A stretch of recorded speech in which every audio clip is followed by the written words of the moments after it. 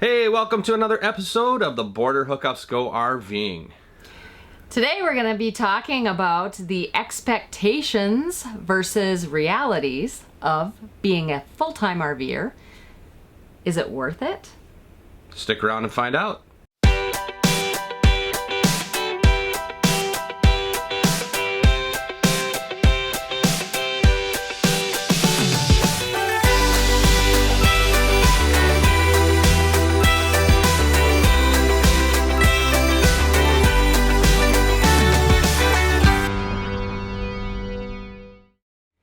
One of the expectations that we had with going full-time RVing was that every single day was going to be this huge adventure, fantastic. I mean, just, seeing mountains and experiencing things every single day, something different. And we have experienced some pretty cool things. Definitely. And had some adventures that we never would have had we not gone full-time. But every day is not an adventure, and I don't think you could sustain that kind of excitement. So there are some days that are mundane. Right. It's like my dad used to say, is you get in a new relationship, and you know that feeling of just that excitement and anxiety, and oh my gosh, oh my gosh, oh my gosh. He said, you can't sustain that for the rest of your life. It'll take you down. So he said, you got to chill out a little bit, and that's kind of what you do when you get out here. You've got to chill out for your own sanity. Yeah, I agree. Yeah, you have to be. Well, there are things that you have to get done. Mm-hmm. And sometimes you're at the same place and you can't leave to go have an adventure because you're waiting for a package to come. Yep. Or you're getting maintenance done on the RV, so you can't always just pick up and leave. When you want to. Right. And a lot of RVers will say you got to get out of, what do they call it, vacation mode. Yes. So you have to have some semblance of normalcy. Yeah. Yep. So adventures are great, and they happen a lot, but they don't happen every day. Not every single day. Another expectation that we had was that the weather would always be nice and beautiful and perfect. They said, follow the 70s. We tried. But the thing is when you get out here, the desert gets cold, as you saw in that episode that we did. The beach isn't always warm and sunny. Very foggy here in Galveston and very misty. And windy. Yes. So don't think that just because you're on the road that the weather will always be perfect. Now, with that said, it depends where you go. If we were back in Minnesota right now, we would be under snow. I know yesterday was snowing and blizzardy. There have been a couple of blizzards there. So it would be really cold. And I talked to a lot of people, a lot of clients back in Minnesota who say that it's really gray there and it's too cold to go out. So they make the most of it, of course. Right. But we like it here better. Yeah. And like we said, the weather's not always perfect. And one thing that you kind of go through is this guilt. You think, boy, I should be out here having the greatest time all the time in this warmer weather. Mm-hmm. But it's still not warm enough sometimes. So that's just that. That's life. And you have to be really careful because when you start complaining to people back home and saying, oh, it's really cold here, we couldn't, play pickleball, or we couldn't go in the hot tub because they don't have it on in the winter, they don't really feel sorry for you. Right, and you all know how strongly we feel about pickleball. Yes. So we try to follow the 70s, but it's not always perfect. It doesn't always work out that way. Right, but it's still worth it. Expectation: if I go out full-time RVing and traveling, I will never see my family and friends again. Well, okay, maybe not that extreme, but that is a little extreme. You do worry that you are not going to be able to see the people that you love. And the reality is that, first of all, FaceTime, Zoom, all of that. I talk to my son more now than I ever did before. Mm-hmm. I might not be seeing him in person as much, but I talk to him more. And you're in a really cool spot. And so your family and friends want to come and see you. We've had quite a few people say, hey, where are you now? Because I've got some vacation time and I wouldn't mind coming and seeing you. So we've had a friend come and stay with us. He camped out in a tent, and then we've had the kids come and visit. We had a little cabin for them. Yeah. You know, so we've seen some family and friends. Yeah. And with that said, it's a generalized term of they can come see you, we can go see them. Obviously things going on right now can't always happen that way.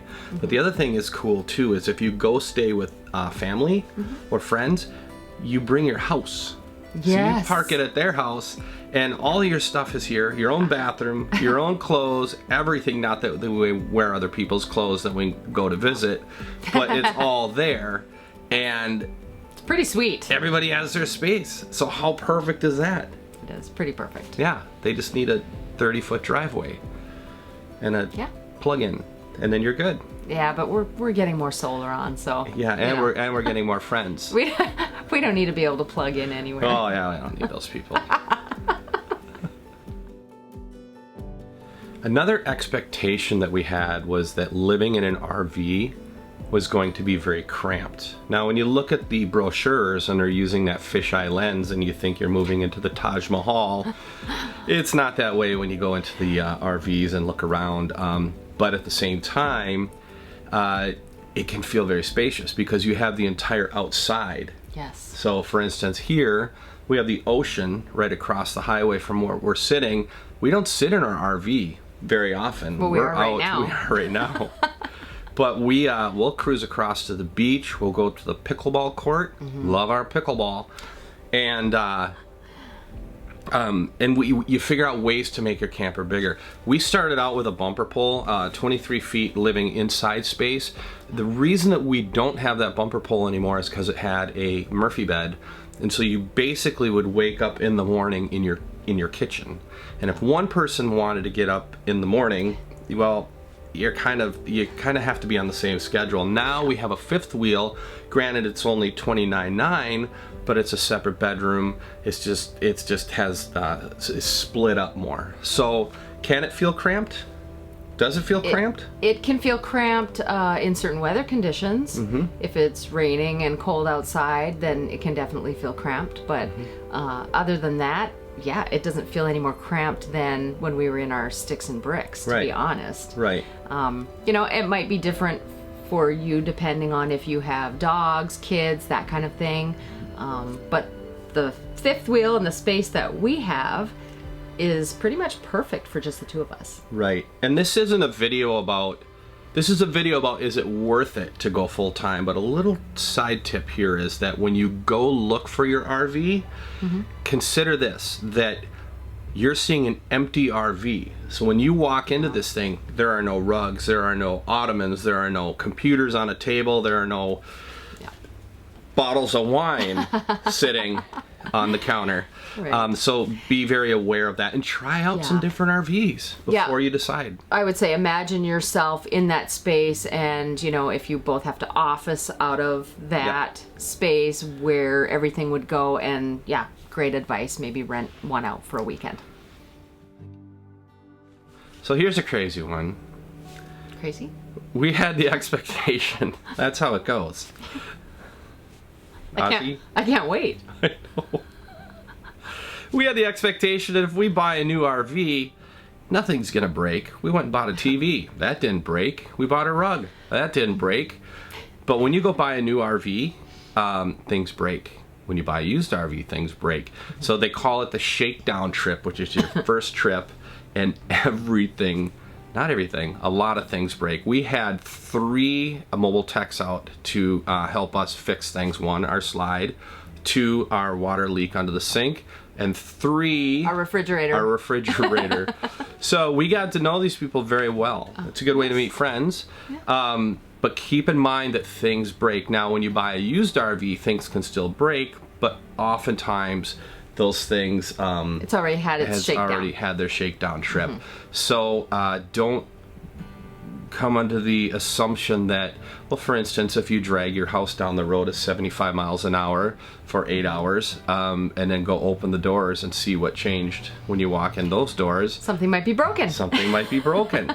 So just don't set your expectations too high, and just go in with the understanding that things are going to break, and we did, and they did. And make sure that you budget for that as well. Right. Because I think every RVer that I have spoken to, including us, has under budgeted for repairs. Yes. And if you see any of those mobile RV techs out there, say hi for us. One of the expectations that I think people have, or one of the assumptions maybe, is that if you are living in an RV with your spouse, you might kill them. Or at least try. Right. How many times have you heard somebody say, oh, I don't think I could do that with my spouse. I think we'd kill each other. Right? Yeah. We've heard that a lot. And the reality of it is... You do want to kill them. Oh, you're going somewhere else with this? Now here, let me tell you something really quick. Jacqueline loves crime documentaries and crime shows. Joe Kenda, she loves those things. Homicide Hunter. To me... It's fascinating. Not the killing part, but the part where they figure everything out. Right. So to me, that's frightening, because I'm living in a 30-foot camper with a woman who could probably get away with murder because she knows how to. I sleep with one eye open most nights. But in all seriousness, I think that this has really brought us closer together, because we have decided that, you know, we have to communicate, and we have to be very respectful of one another's space. You know, we have to talk things through, and I honestly think that we're closer now than we ever were. When we were in Sticks and Bricks, I worked in a clinic, and so I would commute every day and be gone all day long. Right. And Dave was working from home, so we didn't see each other all day long. Right. And then you go to seeing that person all of the time. Right. Constantly being together. So you just have to, you know, set some boundaries, and you have to make your needs known. Right. And you have to be willing to work together. And honestly, like I said, I think our relationship is better now than it was. It was horrible before. Absolutely horrible. No, it was great before, and it's great now. So what was the expectation? The expectation was that you would not be able to get along. Not be able to get along. Yeah. And survey says we do get along. In our case, we do. But we weren't sure what to expect. Yeah, we didn't know what to expect. Okay, I had to kind of double back because I wasn't sure what the expectation was. That I'm going to kill you in your sleep and get away with it. Yes, that was the expectation. Still is the expectation in some ways. I don't know that we should be recording this, because what if something ever... Forget it. Oh, this will play out in court. Say that. Yeah, I'm going to mail this not SD good. card off to my closest friends. In case anything happens to me. Just in case. That's terrible. Oh, That's terrible. It's so true. I think we should go to the next one. One of the expectations that we had was that we would be able to be healthier on the road. Or I guess that it would be easier to be healthy on the road. Because, for one thing, you're on the road and you're going to all of these spots where you can go hiking and you can go biking. You know, you can go in the pool if you're at an RV resort. Just, you know, all of the activities that you can do. Reality, you still have to make time for those things. And other things might get in the way, or the weather might get in the way, or sometimes you just don't feel like doing it, just like when you were in your Sticks and Bricks. Right. So, you know, you have to be mindful of that. The other thing is, when you're traveling, if you're not prepared, you're going to be stopping to get fast food or stopping at a convenience store. And when you do get to your destination, you want to go check out all of those fancy, you know, restaurants, or like a brewery or something like that. You want to go see all of those places where the locals go and that you see on the internet, and check them out. So you know, we try to eat at home as much as possible. We don't really do takeout, but once in a while we'll say, hey, you know what, we should go and check out that local eatery. Absolutely. And go and check it out. Yeah, I mean, it's not us. We're very disciplined. It's the people around us that we meet on the road that pull us down. Are they watching? Tony. And the thing is like Jacqueline said, it's you can decide to do what you want to do, whether it's out on the road or whether it's at home. But being on the road, you have access to a lot more that vacation stuff. So the like Jacqueline said, the breweries. One thing that we do, side tip, is that we travel with a cooler, a 12-volt cooler in our camper, or in our truck. We prep ahead of time. Yes, for trips. We prep all that ahead of time so that we pay at the pump. If you have to use the bathroom, that's fine, but we don't sit there and load up on a bunch of garbage. Just we walk past it. Walk past it. We have healthy stuff in the truck. We eat what's in the truck, and we don't eat anything else. And A, it saves money. B, we stay healthier. Oh, this is a big one. It is huge. Yes, the expectation that you will have good internet on the road, just like home. Oh, no. Not the case. Everybody that you talk to out on the road, one of the biggest topics of conversation is, how's the internet? How's the internet? How's the internet? Oh, yeah. And it is always a struggle to find good internet, even when you are in an RV park. That says that they have internet, Wi-Fi, I should say. And then you find out that it's hit and miss, even when you see repeaters all over the RV park, which are little signal boosters located throughout the park to help you get better internet. It's not always what you think. So everybody who's thinking about working from the road, keep that in mind, because if you need strong internet, you have to be very careful and you have to be very selective about where you go. Everybody will tell you to have at least 2 internet providers. So we have Verizon and AT&T, and of course we're not going to go into too much detail about it because we're not the experts on this. But I know Technomadia, if you go to see their website, they have everything that you'll need on there. Right. And if you haven't noticed, our front light just died. Yeah. And we are not paying our lighting crew nearly well enough, so... Yeah, did it get kind of dark in here? Yeah, they're union. Yeah. No, it's still good, though. Okay. It's still good. Technical difficulties. Something to keep in mind is Starlink is going to be coming out pretty soon. And Jason Epperson from RV Miles had some really good information about that. Okay. And he said that it's not as simple as you truly think that it is. It's not just put the satellites up and now everybody has this glorious internet. Why not? There's more to it than that. So check out RV Miles. Those guys have a lot of great information over there for sure. We'll put their link in the show notes for sure. Good. Yeah. Let's do that. One of the biggest expectations of becoming a full-time RVer, of course, is that you'll spend less money on the road. So it's going to be a cheaper lifestyle, and it isn't going to cost you what it cost you when you were in your sticks and bricks. The reality to that is it still costs a fair amount of money. I know people that can do it cheap, right? But you have to be very, very deliberate about that. Right. So if you are choosing to live in a smaller RV, you're not going to be spending a lot of money. Right. If you choose to maybe stay in one place that's a little bit cheaper, then you won't be spending money on that. And if you choose maybe not to go and see certain sites that are going to cost money, you can save money there. But when we put our original budget together, I can't remember exactly what it was, but we are definitely over that by, I would say, about $1,000 a month. And a lot of that is repairs, maintenance, things that we didn't really budget properly. Right. So we are definitely spending money. We're still not spending the money we did when we were in the sticks and bricks. Right. So I think the expectation is somewhat, it's true, but it's not true. So you're not spending as much as you did, but you're still spending quite a bit of money. Right. It's interesting because I feel that living on the road, you have more control over Yeah. your daily expenses. You don't have as many fixed expenses. But at home in Sticks and Bricks, you can choose to turn the heat down at night and throw an extra blanket on.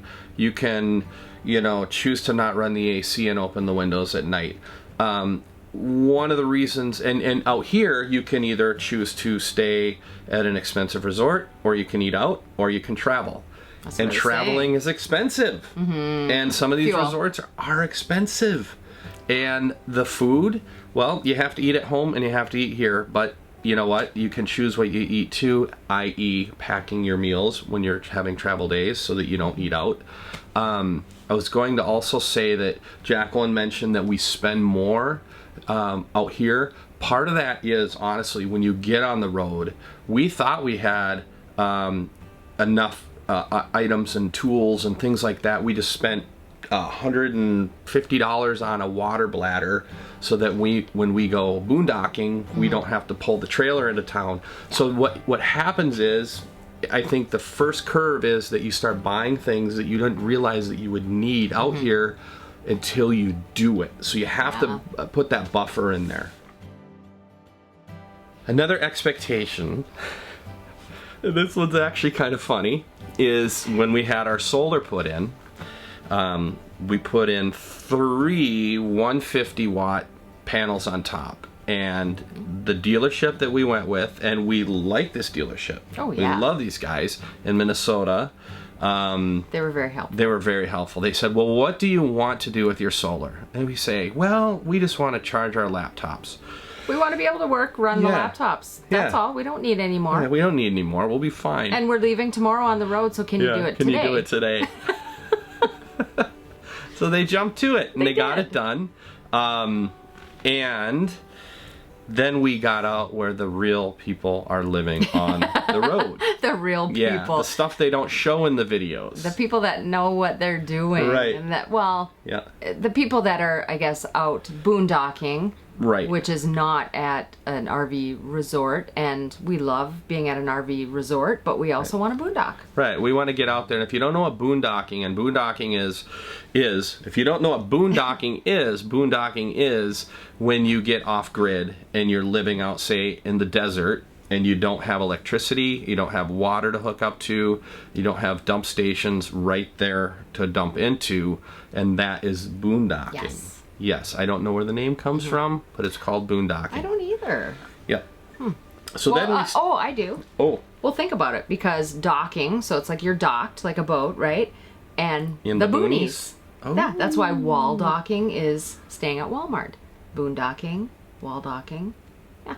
Mooch docking when you're staying at somebody's place in their yard.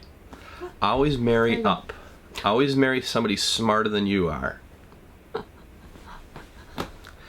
So we started boondocking with some people who really knew what they were doing, and we went out to the desert and we played a show with our entire sound system plugged into somebody's solar stuff. We could not plug into our solar system because it would have crashed. Well, and not that we even needed to do that, but we went out there thinking, okay, we can boondock because we have solar, so we should be okay for a couple of days. This will be just fine. And we got out there and our batteries went really low, and the people that were staying there came up and they gave us some ground deploys, and there were about 8 people there talking about our solar, and I think they were whispering, in private, like, what were these guys thinking? I think what they were noticing is that our solar setup said Fisher Price on it, and our oven said Easy Bake oven with the light bulb for the cooking of the brownies. So while everyone else was running their microwaves and air conditioners, I guess, and doing all of that, we just couldn't even keep our lights on. Thank God for candles. We had ourselves one candle, and we cooked over our candle, and that kept the lights on for the night. So our expectation was We had enough solar. reality. We didn't have enough solar. But now we are in the process of adding a lot more solar. And we want to be off-grid. Yeah, not that we don't like the parks, not that we don't like where we are. We want to be able to have the option, which also comes down to saving money, having that option. But that's another place we're spending money to get solar. So back to the part about spending more money than you thought you would. Which reminds me, you need to call your parents and ask for money. They're good. Is full-time RV living worth it? 100%. I 100%, hands down. And you? Absolutely. I don't think that I have ever regretted it. Not one single time have I regretted the fact that I quit my job, got rid of everything, sold everything, grabbed my husband and bought an RV and went on the road. Yeah. Before we went on the road, a friend of mine, I don't know if you know him, said that I lived more in the last 20 months than I have in the last 20 years. Because he was a full-time RVer? Because he went full-time RVing. Nice. Yes. So with that said, set your expectations low so you don't disappoint, but do it. Go out there and do it and make it happen, and don't wait and wait and wait and wait. Get out there and make it happen. Yeah, I would agree. It's a pretty special life. It's just, I would say it's much less stress and it's very rewarding, and there's so much out here to see. Just get out here. Hey, thanks for watching another episode of the Border Hookups Go RVing, and please remember to subscribe and to ding that bell so that we can let you know when we have new episodes coming out. And if you liked what you saw in this episode, please give us that thumbs up, and we would love it if you'd place a comment below and let us know what you thought, or just say hi. And we hope to see you out here. We'll see you out there. Here.